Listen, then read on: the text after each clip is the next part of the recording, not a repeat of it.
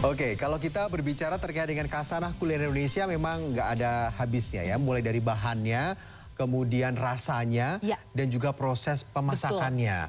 Seperti ada di Parepare, Sulawesi Selatan nih, sebuah warung bakso ini selalu laris diburu pembeli karena memang proses memasaknya ini menggunakan arang yang memberi cita rasa yang khas pada masakan baksonya itu. Iya, pasti beda gitu Beda jadi banget. sensasinya ya. Tapi soal memasak menggunakan arang bukan cuma di Indonesia nih. Ya. Ternyata di Singapura ada juga sebuah restoran seafood yang selalu ramai pembeli karena memiliki menu steamboat ikan bawal yang disajikan dalam panci arang. Widih. Enak banget ya. Miller, langsung lihat informasinya.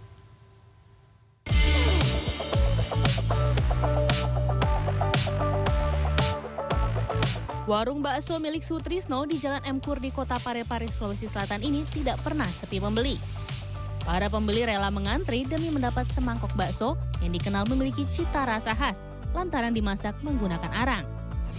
Enak, terus rasa baksonya terkenyang. Kalau kuahnya sendiri gimana Ibu?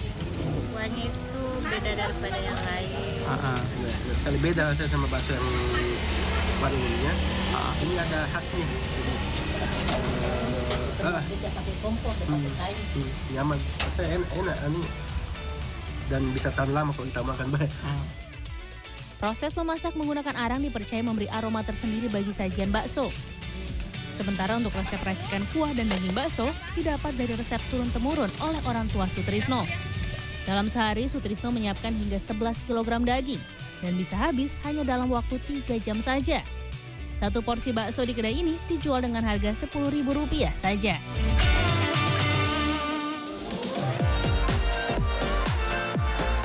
Tradisi memasak menggunakan arang juga dapat dijumpai di negeri tetangga Singapura. Berada di Jalan Serangun Road, rumah makan Tiongkok ini menyajikan steamboat berisi aneka sayur dan daging ikan. Yang membuatnya unik, steamboat disajikan menggunakan panci khusus yang dipanaskan menggunakan arang di bagian bawah. Tidak hanya menambah aroma pada makanan, panci dengan arang ini menjaga kuah steamboat tetap hangat saat disantap. Sementara untuk makanan yang disajikan, steamboat di rumah makan ini terkenal dengan rasa kuah yang gurih dari kaldu ikan, serta jahe yang direbus bersama sayur-sayuran, seperti kubis, sawi, dan kangkung. Dan untuk daging ikannya menggunakan ikan bawal. Sepanci steamboat ukuran medium ini disajikan bersama semangkuk nasi putih dan sambal berisi potongan bawang putih, cabai, dan cuka.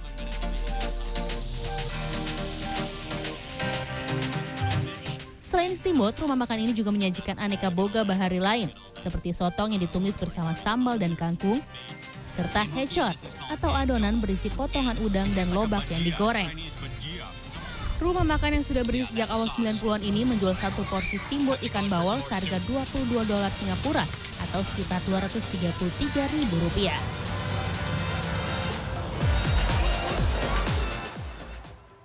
Selanjutnya kita coba geser dulu tadi dari Singapura, sekarang kita coba-coba geser-geser dikit lah ya ke Tiongkok gitu. Karena di sana ini ada sebuah cara makan yang unik juga nih. Ada sebuah bus wisata yang bisa kita nikmati gitu ya, menikmati pemandangan kota Chengdu Tiongkok.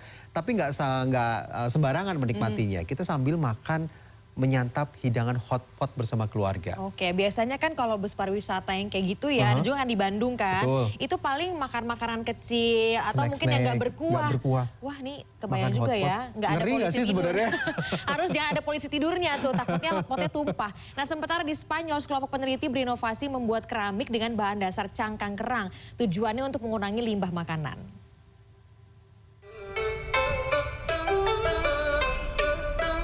Bus yang satu ini tak hanya mengajak Anda berkeliling kota Chengdu, Tiongkok. Selain memanjakan mata dengan suasana kota, penumpang juga bisa memanjakan perut dengan menyantap beberapa hidangan lokal di atas bus. Salah satunya adalah hotpot pedas tradisional. Untuk lebih memuaskan lidah, hidangan hotpot yang disajikan berasal dari salah satu restoran lokal yang terkenal. Selama 90 menit, penumpang diajak berkeliling dengan rute sejauh 10 km. Bus bergerak dengan lambat agar para penumpang bisa bersantai sambil menyantap hidangan dan menikmati pemandangan. Tentunya keamanan penumpang menjadi prioritas utama. Nantinya bus wisata ini akan menggabungkan bar, kedai teh, dan menyediakan makanan khas Sichuan untuk meramaikan tur kota sekaligus memikat lebih banyak wisatawan.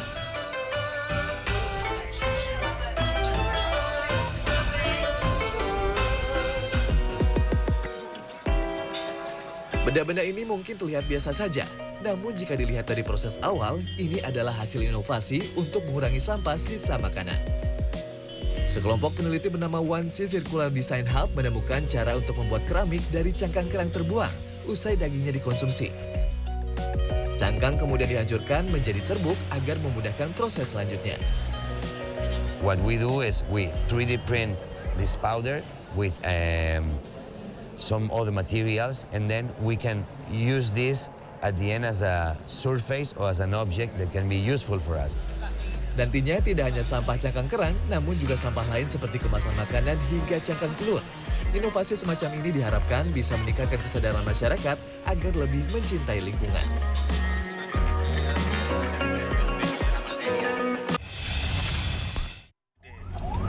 Percuma plat nomor CD.